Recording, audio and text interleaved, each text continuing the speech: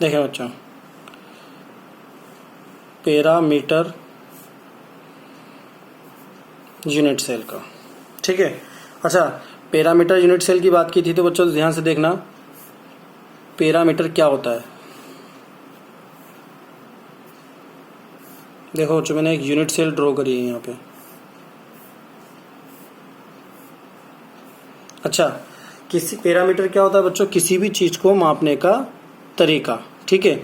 अब unit cell जो है एकक कोष्टिका, इकाई कोष्टिका या मात्रक कोष्टिका, अगर इसका हमें पैरामीटर पता लगाना है तो बच्चों आप देखना, इस क्यूब यानी कि घन जो बनाया मैंने, इस घन के हर एक कोने पे से 3 लाइन निकल रही है बच्चों। जैसे कि ये कोना लिया तो इस पे से एक लाइन ये, एक लाइन ये और एक लाइन ये। ऐसे के ऐसे ही इस वाले कोने से एक लाइन ये, एक लाइन ये, एक लाइन ये निकल रही है। ऐसे कैसे इस वाले कॉर्नर से एक लाइन ये निकल रही है बच्चों, एक लाइन ये निकल रही, एक लाइन ये, यानी कि हर एक कोने पे से, हर एक कॉर्नर पे से केवल कितनी कितनी लाइन निकल रही है, 3 लाइन। देखो आप बच्चों, 1 2 और ये 3, फिर ये 1, फिर ये 1 2 और ये 3। तो हम एक काम करते हैं कि इसके इस कॉर्नर पे से देखो, ये एक लाइन, ये सेकंड लाइन और ये थर्ड लाइन। इस लाइन को हमने क्या नाम दिया, इस ए भुजा, और ये भुजा बी और ये भुजा सी नाम दिया, ठीक है। यानी कि 3 अक्ष बन गए बच्चों। हर एक उस पे कॉर्नर पे से कितने अक्ष बन रहे हैं, 3 अक्ष। जैसे कि ये बन गया आपका एक्स अक्ष, ये बन गया आपका वाई अक्ष और ये बन गया आपका जेड अक्ष। अच्छा, यानी कि कुल मिला के जहां जेड अक्ष है तो वहां बच्चों ये कैसी होगी, बच्चों ये कैसी होगी, जहां से पढ़ा हमने यहाँ से ये कैसी होगी, 3D स्ट्रक्चर होगी। कैसी स्ट्रक्चर होगी, यहाँ से ये 3D स्ट्रक्चर, ठीक है बच्चों। अब अपन बात करते हैं बच्चों, ये तो रही 3D स्ट्रक्चर की बात। तो 3D स्ट्रक्चर बनी, लेकिन हमें क्या करना है, यहाँ पे पता लगाना है कि किस टाइप के पैरामीटर्स, यानी कि पैरामीटर्स 2 तरह के होते हैं। ये पैरामीटर्स, एक तो होती है भुजा ए कोमा बी कोमा सी, ठीक बच्चों, और एक होते हैं कोण एल्फा बीटा और गामा। तो पैरामीटर तो कौन से होते हैं, भुजा ए बी सी और कोण ए एल्फा बीटा एंड गामा। अच्छा, ए के जस्ट सामने वाला कोण कौन सा होता है, एल्फा। बी के जस्ट सामने वाला कोण कौन सा होता है, बीटा। सी के जस्ट सामने वाला कोण कौन सा होता है बच्चों, ये गामा। तो 3 तरह के कोण होते हैं। अच्छा, अगर मैं आपसे बोलूं किसी घन में भुजा ए बराबर बी हो बराबर सी हो और एल्फा बराबर बीटा बराबर गामा बराबर 90 डिग्री हो, तो बच्चों आप कैसे घन की कल्पना करेंगे, आप एक ऐसे घन की कल्पना करेंगे कि सबकी सब लाइन बराबर हो, हर कोने से निकलने वाली तीनों लाइन बराबर हो और एल्फा बीटा और गामा इन तीनों प्रकार के कोणों का मान कितना हो, 90 डिग्री। तो बताओ, एक आप एकदम चौकोर घन की कल्पना करेंगे। अगर मैं आपसे कहूं कि किसी घन में भुजा ए और बी तो बराबर है, लेकिन भुजा बी और ये सी क्या है, या तो सी और ये वाली भुजा या तो छोटी हो सकती है या बड़ी हो सकती है। अगर छोटी होती सी वाली भुजा, ये वाली भुजा, तो घन कैसा होता बच्चों, चपटा होता। अगर बड़ी होती तो घन कैसा होता, बड़ा होता। तो यानी कि इन 2 प्रकार के मानों के आधार पर हम घन की विभिन्न प्रकार की संरचनाओं का पता लगा सकते हैं, और इसी आधार पर घन की कुल संरचनाएं 7 प्रकार की होती है। कितने प्रकार की होती है बच्चों, 7 प्रकार की, जिनका हम यहाँ पे आज विस्तृत से वर्णन करेंगे बच्चों। जनरली सामान्यतः इन 7 प्रकार की संरचनाओं के पैरामीटर्स पूछे जाते हैं। लास्ट ईयर जो पूछा था, इन 7 प्रकार की एक संरचना में से ही क्वेश्चन पूछा था बच्चों, और उन 7 प्रकार की संरचनाओं में से कुछ क्वेश्चन ऐसे थे, तो वो एक भी आपको एक संरचना दे देगा और उस संरचना का पूछेगा आपसे कि पैरामीटर कौन सा होता है, ठीक है, कि पैरामीटर क्या मान बताना हमें। तो आज हम सारे के सारे पैरामीटर्स के मान ज्ञात कर लेंगे यहाँ पे। अच्छा बच्चों, यहाँ मैं आपके सामने सारे के सारे नाम लिखूंगा। सारे के सारे नाम कैसे होते हैं बच्चों, इंग्लिश में पहले मैं लिखूंगा यहाँ पे, क्योंकि अंग्रेजी का जो नाम है इसका बहुत सिंपल है, लेकिन जो हिंदी के नाम है बहुत कठिन है। लेकिन हम दोनों के दोनों ही नाम यहाँ पे लिखेंगे, लेकिन आपको ज्यादातर इंग्लिश के वर्ड से ये याद हो सकता है। तो कैसे याद होगा, इन 7 प्रकार की संरचनाओं को, सबसे पहली बात, इन 7 प्रकार की संरचनाओं को क्या कहा जाता है, 7 crystal system. 7 crystal system, Hindi में बोलते हैं इसको सप्त क्रिस्टल समुदाय। क्या बोलते हैं बच्चों इसको? 7 क्रिस्टल सिस्टम, सप्त क्रिस्टल समुदाय। ठीक है। अच्छा, अब मैं आगे की बात करता हूं बच्चों, ध्यान से देखना। 7 क्रिस्टल सिस्टम कौन से हैं? 7 प्रकार की क्रिस्टल संरचना यानी घन की संरचनाएं कौन कौन सी है? सबसे पहली है बच्चों क्यूबिक, और क्यूबिक को हिंदी में क्या कहते हैं? घनाकार। ठीक बच्चों। सेकेंड है आपकी टेट्रागोनल,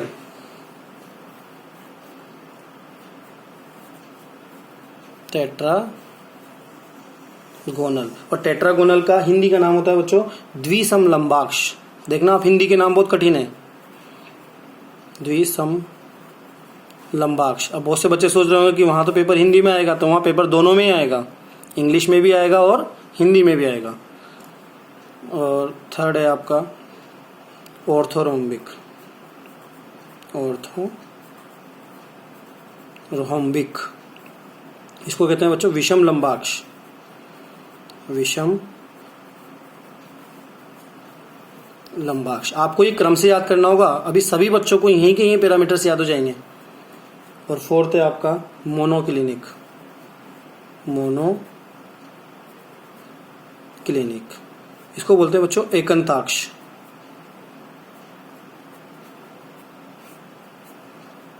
फिफ्थ है बच्चों आपका ट्राइक्लिनिक, इसको बोलते हैं बच्चों त्रिंताक्ष। 6 नंबर पे है रोम्बोहेड्रल, रोम्बोहेड्रल।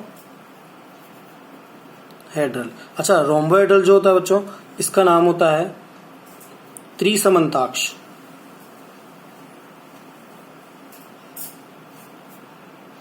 और 7 नंबर पे है हेक्सागोनल, हेक्सागोनल, इसका हिंदी में नाम होता है बच्चों षटकोणीय। क्या नाम होता है? षटकोणीय। अच्छा, तो अपन वापस बात करते हैं कहां से?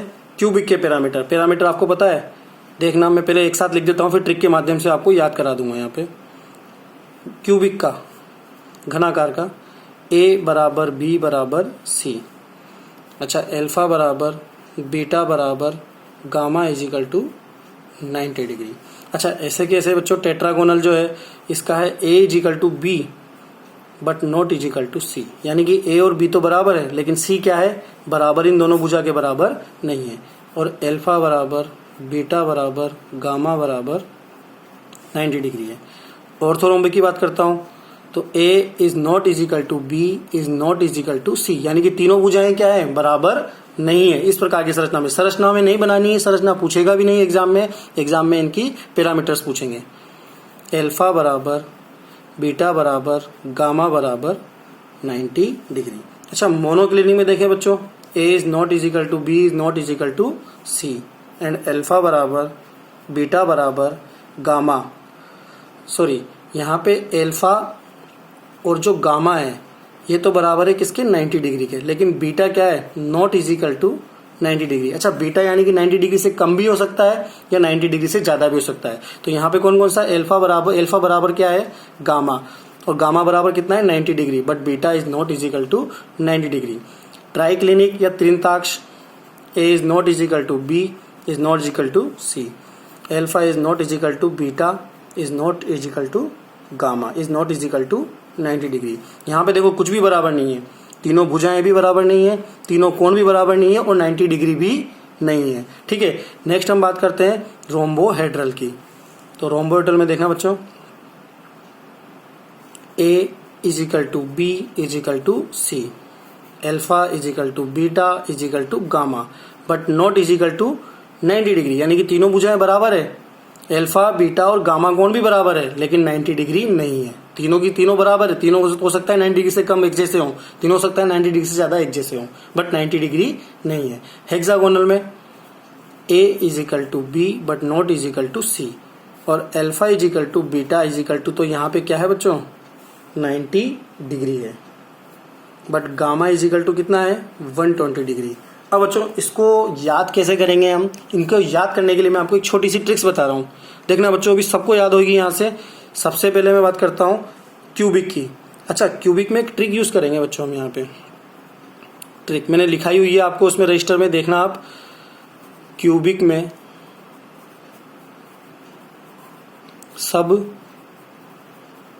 सामान्य, क्यूबिक में सब सामान्य देखो आप, a is equal to B is equal to C, alpha is equal to beta is equal to gamma is equal to 90 degree, सब कुछ नॉर्मल है, ठीक है। अच्छा, नेक्स्ट ट्रिक बात करते हैं अपन। एल a is equal to b है ना, तो यहाँ पे ट्रिक क्या करेगी बच्चों, अपन बोलते हैं कोई भी काम नहीं होता तो सेट, यार ये हुआ ही नहीं, तो यहाँ पे क्या ट्रिक यूज लेंगे हम, सेट एक भुजा गई, एक भुजा गई। देखो ट्रिक कैसे फिट होती है। ट से क्या बनेगा, टेट्रागोनल, और सी से क्या बनेगा, सी भुजा गई। कौन सी भुजा गई यहाँ से, टेट्रागोनल में सी भुजा, यानी कि a is equal to b है but not is equal to c है, और alpha beta is equal to gamma बराबर 90 डिग्री, वैसे के वैसे ही है, ठीक है। अब हम बात करते हैं बच्चों ऑर्थोरोम्बिक में।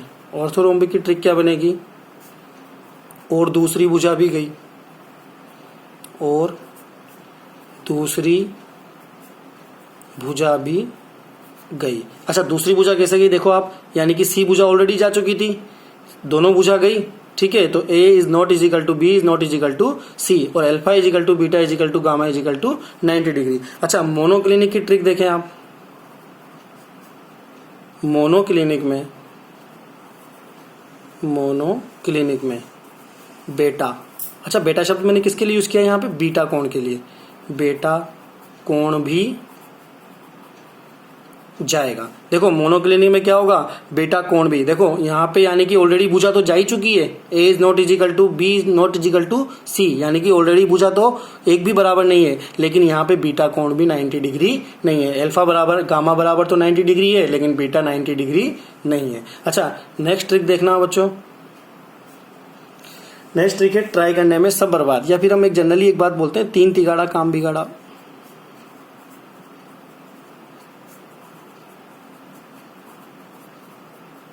आपने आपस में बातचीत करते हुए देखा होगा, जनरली शब्द यूज करते हैं। अब देखो आप, जहां भी 3 तिगाड़ा यानी कि ट्राई क्लिनिक आ गया, तो समझ जाओ एक भी बराबर नहीं है। A is not is equal to B is not is equal to C, alpha is not is equal to beta is not is equal to gamma is not is equal to 90 degree. तो बच्चों यहाँ पे क्या है, एक भी equal नहीं है, कुछ भी इक्वल नहीं है, ठीक है। या फिर हम यहाँ पे ये भी सकते हैं, ट्राई करने में सब बर्बाद, करने में सब बर्बाद, ठीक है। रोम्बोइडल की ट्रिक देखना बच्चों। रोमत भुजा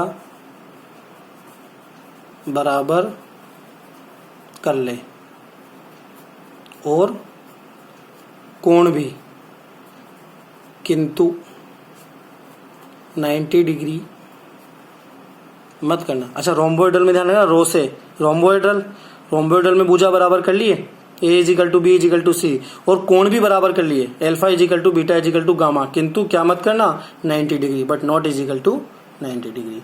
अच्छा, लास्ट ट्रिक इसकी षटकोणीय की।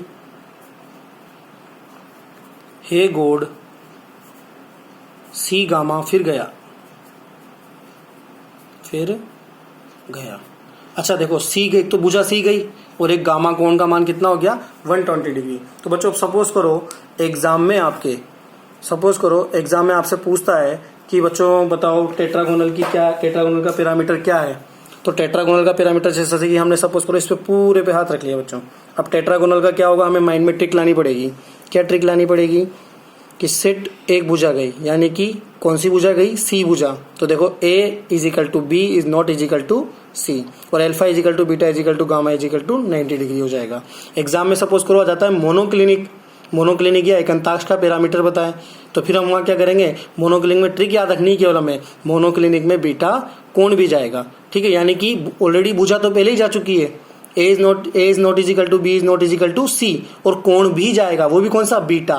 तो देखो आप, a is not is equal to B is not is equal to C, alpha is equal to gamma is equal to तो क्या है 90 degree, but beta is not is equal to 90 degree, ठीक है। ट्राई क्लिनिक में आपको पता है सही, ट्राइक्लिनिक में ट्राई करने में सब बर्बाद, तो यानी कि एक भी इक्वल नहीं है। देखो आप, एक भी इक्वल नहीं है। रोम्बोइडल में रो मत भुजा बराबर कर ले और कोण भी, लेकिन 90 डिग्री मत करना। तो यानी कि A equal to B equal to C, alpha equal to beta equal to gamma, but not equal to 90 degree. तो बच्चों यहाँ से सारे के सारे पैरामीटर्स हमें याद हो जाते हैं इन ट्रिक्स से। क्यूबिक आ जाता है, तो क्यूबिक में तो आपको पता है इसे ट्रिक क्या है। क्यूबिक में सब सामान्य है, सब कुछ बराबर है। देखो आप, सब कुछ बराबर है। लेकिन टेट्रागोनल में क्या है, सिर्फ एक भुजा गई। कौन सी भुजा गई? सी भुजा ओनली, बाकी वापस सब कुछ बराबर है। अच्छा, ऑर्थोरोम्बिक में क्या हो रहा है? ऑर्थोरोम्बिक में और दूसरी भुजा भी गई, यानी कि दोनों भुजा गई, लेकिन वो सब कुछ इक्वल है। मोनोक्लिनिक में बीटा कोण भी जाएगा, यानी कि भुजा ऑलरेडी जा चुकी है और बेटा कोण भी जाएगा। ट्राइक्लिनिक में सब बर्बाद, सब कुछ नॉट इक्वल। रोम्बोइडल में भुजा बराबर कर ले और कोण भी, किंतु 90 डिग्री मत करना। अच्छा, हेक्सागोनल का लास्ट क्या है बच्चों? हेक्सागोनल में हे गॉड सी गामा फिर गया, ठीक है, यानी कि A equal to b but not equal to c गया और एक गामा गया। गामा ध्यान रखना में यहाँ पे 120 डिग्री है। तो बच्चों कोई सा भी पैरामीटर आ जाए, एक बार आप इसको लिख लेना। लिखने से आपको सारे पैरामीटर से लर्न हो जाएंगे, लेकिन शर्त है कि हर साल क्वेश्चन आ रहा है इसमें से, और आपको ये याद करनी ही है बच्चों। पैरामीटर देखो 1 मार्क्स का एक बहुत अच्छा क्वेश्चन बन रहा है यहाँ से, 1 नंबर का बहुत अच्छा क्वेश्चन है, तो आप उसको यहाँ से क्लियर कर सकते हैं। ठीक है बच्चों। अच्छा, नेक्स्ट इसके बाद मैंने इसके अलावा और भी ट्रिक्स बनाई है, जैसे कि ये देखना,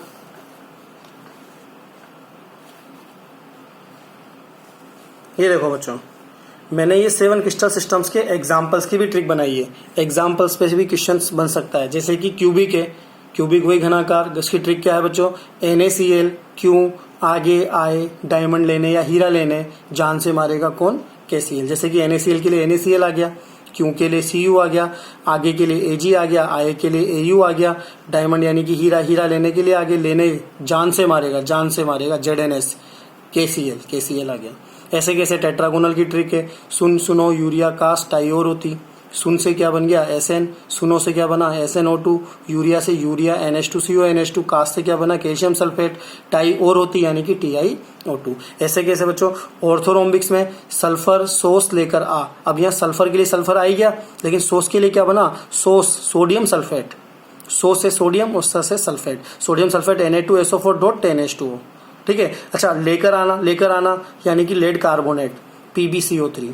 ठीक। मोनोक्लिनिक की बात करते हैं बच्चों, तो सल्फर बेस लेकर आया, सल्फर से मंगाया तो क्या था? सोर्स, लेकिन सल्फर लेकर के आया बेस, यानी कि सल्फर दोनों का एग्जाम्पल है। ऑर्थोरोम्बिक विषम लंबाक्ष का भी है, मोनोक्लिनिक एकंताक्ष का भी है। ठीक है। अच्छा, इसके अलावा अगर अपन बात करें बच्चों, तो देखना ट्राइक्लिनिक की, ट्राइक्लिनिक में K2Cr2O7 Cu2SO4 .5H2O H3BO3 K2Cr2। आपको पता होगा कि ये ब्लू विट्रोल अपन बोलते हैं नीले थोथे को, नीला थोथा आपने सूत्र सुना होगा इसका, CuSO4 .5H2। तो K2Cr2O7 नीले थोथे को बोर किसके लिए? Boric acid. ये H3BO3 का नाम क्या है बच्चों? बोरिक एसिड, बोरिक अम्ल। सभी बच्चों को अपना रजिस्टर वहीं पास में लेके बैठना है, मैं जो भी कुछ चेंजेस कराता हूँ वो चेंजेस भी करें साथ के साथ। ठीक है। तो K2Cr2O7 हो ही गया, पोटेशियम डाइक्रोमेट, ये नीला थोथा कॉपर सल्फेट, और ये बोरिक एसिड H3BO3। अच्छा, नेक्स्ट है बच्चों रोम्बोहेड्रल। नेक्स्ट क्या है? रोम्बोहेड्रल। रोम्बोहेड्रल की ट्रिक क्या है? मार्बल यानी कि संगमरमर। संगमरमर क्या होता है? मार्बल होता है, और इसका सूत्र क्या होता है? CaCO3। संगमरमर के क्वार्टर में सोना होगा सर। अच्छा, संगमरमर का सूत्र CaCO3 हो गया। क्वार्टर के लिए हमने क्या यूज कर लिया? क्वार्ट्ज। क्वार्ट्ज आपको पता है स्फटिक, कांच का सबसे सूक्ष्मतम रूप। ठीक है। और सोना यानी कि सोडियम नाइट्रेट। सोना से क्या बनेगा? सोडियम, जैसे कि यहाँ सोस से बना था सोडियम सल्फेट, सोडियम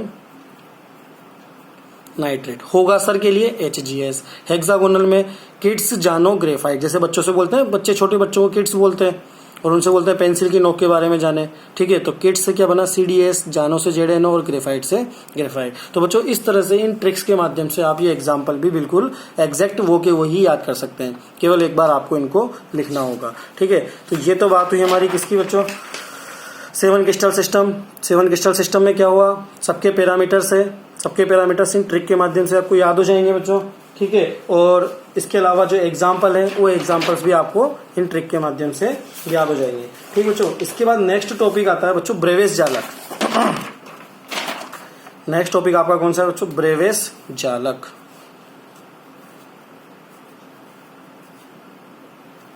ब्रेविस जालक। अच्छा, ब्रेविस ये एक साइंटिस्ट है बच्चों। कौन थे ये ब्रेविस? साइंटिस्ट। अब इन्होंने क्या किया, जो 7 प्रकार के 7 क्रिस्टल सिस्टम है हमारे, 3rd, 4th, 5th, 6th, 7, सबसे पहला क्या है? क्यूबिक। फिर दूसरा क्या है हमारा? टेट्रागोनल। 3rd है हमारा ऑर्थोरोम्बिक। 4th है हमारा मोनोक्लिनिक।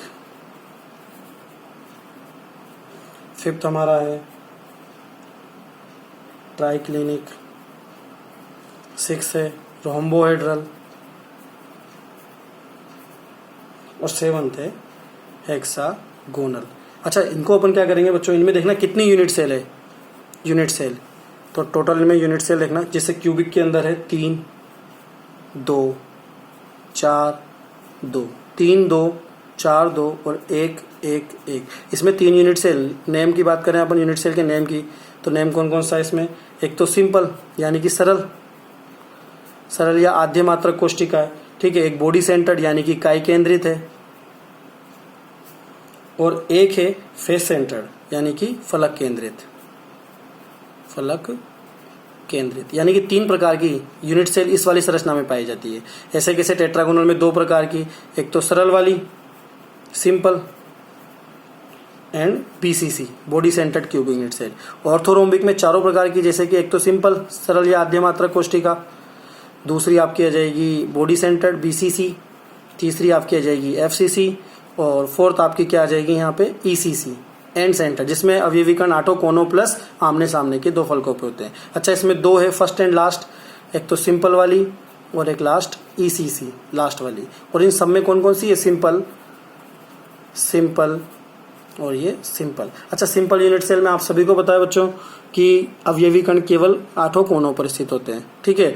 और बीसीसी में 8 कोनों प्लस काय केंद्र पर, एफसीसी में 8 कोनों प्लस 6 फलकों पर, ईसीसी में 8 कोनों प्लस आमने सामने के 2 फलकों पर। तो कुल मिलाकर बच्चों ये यूनिट सेल की संख्या हमारी हो जाती है 14। और ये 14 प्रकार के क्या होते हैं? ब्रेविस जालक बताएं। क्या बताएं? 14 प्रकार के ब्रेविस जालक। ये किसने बताया बच्चों?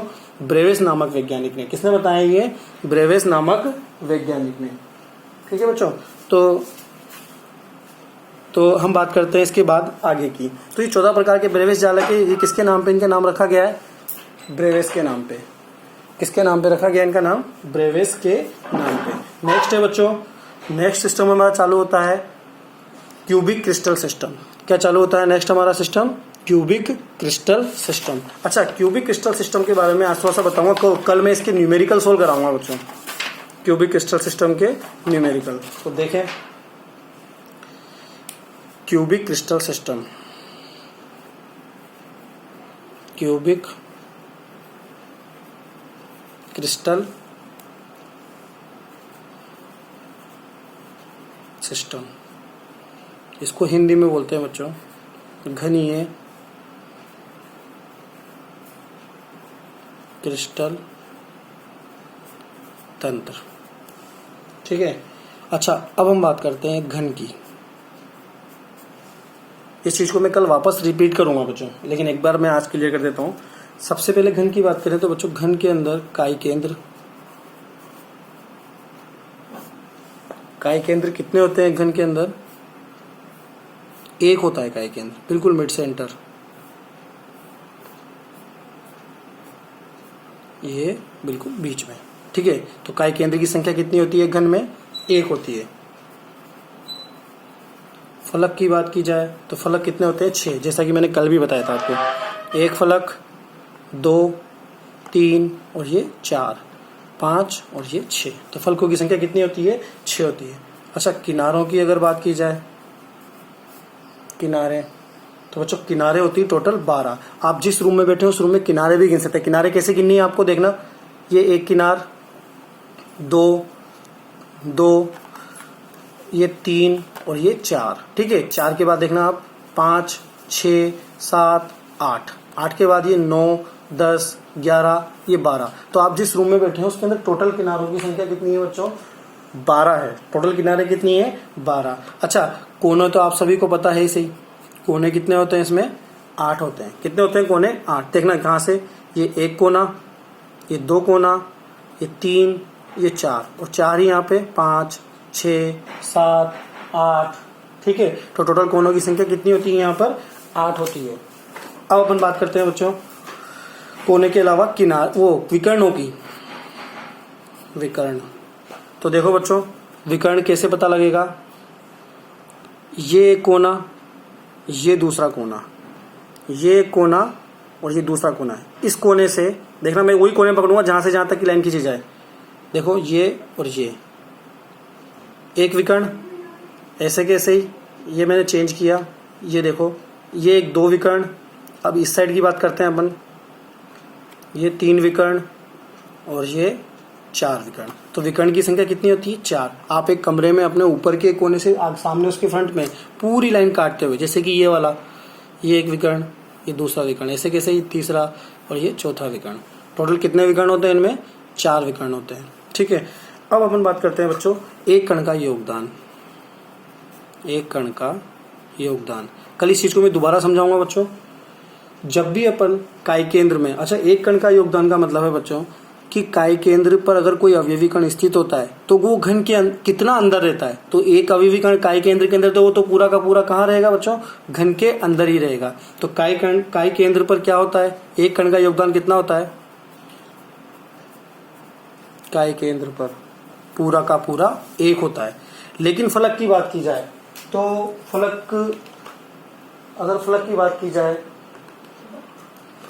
की बात की जाए तो देखना बच्चों, एक फलक पर सपोज करो यहाँ कोई फलक है, ये फलक है, इसका एक फलक हमने ले लिया, तो बताओ इसके साइड में बच्चों मैं एक ही तो घन रख सकता हूँ ना?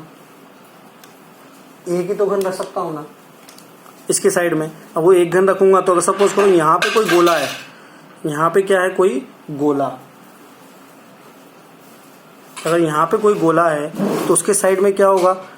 एक घन और आ गया सपोज करो यहाँ पे। ठीक है, तो वो जो गोला है वो इस घन में कितना रहेगा? आधा, और इस घन में कितना रहेगा? आधा। ठीक है, तो दोनों ही घन में कितना रहेगा बच्चों? वो आधा आधा रहेगा। ठीक है, अच्छा ऐसे कैसे अगर अपन बात करें,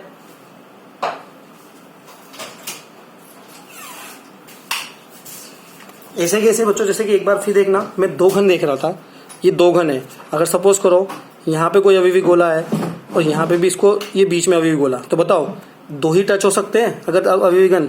अगर फलक पे कोई भी गोला है तो वो आधा इसमें रहेगा और आधा इसमें रहेगा। तो इसलिए फलक पर जब भी कोई अवयवी कण होता है तो फलक पर उस अवयवी कण का, एक अवयवी कण का फलक पर उसका योगदान होता है बच्चों 1/2। या फिर इस तरह समझ लें कि कोई भी 2 भाई है। ठीक है, अब ये एक भाई का रूम है और ये दूसरे भाई का रूम है, और यहाँ पे बीच में क्या कर दिया, उनके पिताजी ने यहाँ पे एक सोने का गोला रख दिया, यूं यूं। अब बताओ दोनों भाई के हिस्से में कितना कितना गोला आएगा? आधा इसके में और आधा इसके में आ जाएगा। ठीक है, तो जब भी फलक पर कोई भी अवयवी कण होता है तो उस पर एक कण का योगदान कितना होता है? एक घन के अंदर आधा इधर होगा, अंदर होगा, और आधा साइड वाले घन में होगा। अच्छा ऐसे कैसे हम किनारों की बात करते हैं, तो देखना बच्चों किनार, ये किनार है एक, क्या है ये? किनार। अब देखना अगर इसके साइड में कोई घन रखा है तो इसकी भी तो किनार स्पर्श इसके अंदर भी आएगा किनार वाला अवयवी गोला, यूं पूरा का पूरा यहाँ रखा है पूरा गोला में। ठीक है, अब अगर इसके ऊपर ये किनार से किनार टच है बच्चों, देखो ये अगर इस वाले घन के ऊपर यहाँ कोई घन होता है तो उसकी किनार भी टच हो रही है, देखो आप ये। और अगर इस वाले घन के ऊपर भी कोई घन होता तो देखो इसकी किनार भी टच हो रही है यहाँ पे, ये। यानी कि एक इसके ऊपर जस्ट वाला 2 और इसके जस्ट इधर वाला भी 3 और चौथा ये खुद, यानी कि एक गोले का कितने पार्ट हो गए? 4 पार्ट। तो यानी कि जब भी किनार पे कोई गोला होगा तो किनारों पर उसका एक कण का योगदान कितना होगा? किनारों पर 1/4 का होगा। ऐसे कैसे ही अगर अपन कोने की बात करें तो देखो कोना 1 है, देखना अब कोने पे कितना होगा, ध्यान से देखना इसको। ये कोने पे सपोज करो यहाँ कोई अवयवी गोला है तो ये कोना स्पर्श हुआ इधर वाला। ठीक है, अब सपोज करो सामने से ये इस जगह कोई घन होता तो 2 का टच हो गया कोना, तीसरा होता तो ये तीसरा ये कोना भी स्पर्श कर रहा है। ठीक है बच्चों, अच्छा अब इसके ऊपर होता, यहाँ जो रखा था इसके जस्ट ऊपर, तो इसका भी कोना टच हो रहा है, देखो आप। और अगर इसके जो सामने या नीचे रखा था अगर वहां भी होता तो इसका कोना भी देखो आप टच हो रहा है, और अगर यहाँ कोई को घन रखा था उसके ऊपर रखा होता तो इसका भी कोना टच हो रहा है, ठीक है, और इसके ऊपर भी होगा तो इसका भी कोना टच हो रहा है। एक बार फिर से देखना, ये कॉर्नर्स टच हो रहे हैं। अगर एक घन यहाँ होता, अगर एक घन यहाँ होता तो यहाँ भी कॉर्नर्स टच हो रहे हैं, और अगर एक घन यहाँ होता तो इसका भी कॉर्नर्स यानी कि 1 2 3, और 3 के जस्ट ऊपर ये 4, ये 5, सॉरी ये 5, और ये 6, और ये 7, और 8वां ये खुद। तो यानी कि एक गोले के कितने भाग होते हैं? 8 भाग, और 8वां यानी कि 1/8वां हिस्सा एक कोने में होता। अगर कोने पे कोई अवयवी कण है तो उसका केवल 1/8वां हिस्सा ही अंदर घन के अंदर रहेगा, बाकी 7 हिस्से कहाँ रहेंगे? बाहर दूसरे वाले 7 घनों पे। एक बार फिर से देखना, कोने वाला, ये कोने से कोना, यहाँ गोला होगा तो इसमें भी होगा कोना, अगर यहाँ होगा तो इस पे भी होगा 2, और ये 3 कोने कोने टच हो रहे हैं। इसके ऊपर यहाँ जो रखा था इसके जस्ट ऊपर होगा तो वो भी 4, ये इसके ऊपर 5, और ये इसके ऊपर 6, और ये इसके ऊपर 7, ठीक है बच्चों, और 8वां ये खुद। तो एक कोने पर जब भी कोई एक अवयवी कण होता है तो उसका उस घन में योगदान कितना होता है? एक कण का कोने पर 1/8 होता है। अच्छा, विकर्ण की बात करें तो विकर्ण तो बिल्कुल बीच में सेंटर में होता है। विकर्ण पे कितने भी गोले हों वो पूरे के पूरे क्या होंगे? अंदर होंगे। यानी कि विकर्ण पर जब भी कोई अवयवी कण होता है तो उसमें एक कण का योगदान कितना होता है? विकर्ण पर पूरा का पूरा 1 होता है। एक बार फिर से देखना बच्चों, एक घन में इकाई केंद्र कितना होता है? 1। अच्छा, इसी से सारे न्यूमेरिकल्स बन जाएंगे, इसी इतने से पॉइंट से। कैसे बनेंगे वो मैं सब आपको सिखा दूंगा धीरे धीरे। कल जितने भी न्यूमेरिकल्स होंगे सारे सोल्व कर लेंगे। घनीय क्रिस्टल तंत्र, एक घन में इकाई केंद्र कितना होता है? 1, जैसा कि मैंने आपको बताया था बीचों बीच में 1।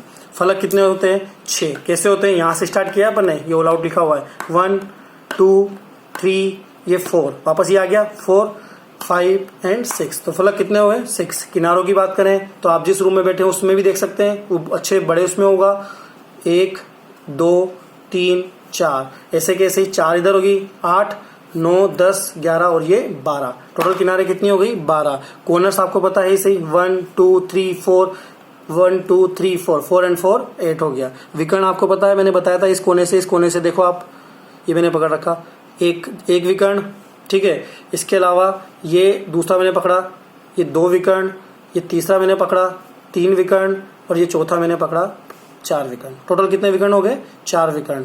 इस कोने से इस कोने तक, इस कोने से इस कोने तक, और इस कोने से इस कोने तक, और इस कोने से इस कोने तक। तो एक घन में कितने विकर्ण होते हैं? 4 विकर्ण। अच्छा, इकाई केंद्र पर क्या होगा? जब भी कोई अवयवी विकर्ण होगा तो उसका एक कण का योगदान पूरा का पूरा 1 होगा। फलक पर कितना होगा? 1/2, जैसा कि मैंने आपको बताया था वो 2 भाई वाली कहानी, ठीक है। बीच में अगर यहाँ पे फलक पे कोई सोने का गोला तो दोनों के हिस्से में आधा आधा आ जाएगा, ठीक है।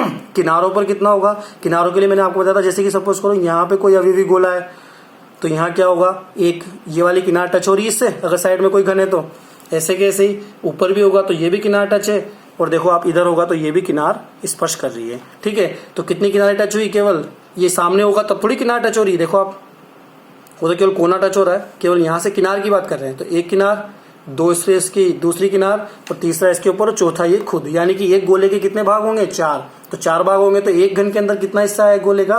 1/4।